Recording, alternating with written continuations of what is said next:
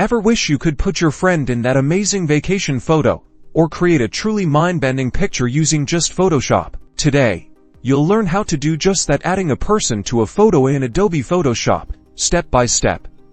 First, make sure you have the two images you want to combine and open in Photoshop. One will be your background, and the other will be the person you want to integrate. We'll start with selecting the person. Photoshop offers several selection tools, but for most cases, the Object Selection tool is perfect. Find it in your toolbar. It often looks like a one-click to person in the image, and Photoshop will intelligently try to select them if it's not perfect. We can use the Select and Mask option at the top menu to refine it. This is where you can fine-tune edges. Use the Brush tool here to paint over any areas that need to be selected or deselected, making sure the selection is sharp.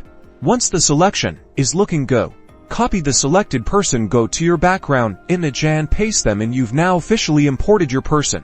Now, use the Move tool to position the pasted person in the background image, placing them where you'd like them. Next comes the really important part, blending the person. They look a little out of place. At this point, go to the Layers panel and find the layer of the person you added. Change the blending mode from normal to options like Multiply, Overlay, or Screen Experiment to find the best blend. You might also need to adjust the opacity to make it blend better with the environment. Also, don't forget to add some realistic shadows and reflections to make the image believable and make it look like it belongs in the scene. See how cool photo manipulation can be?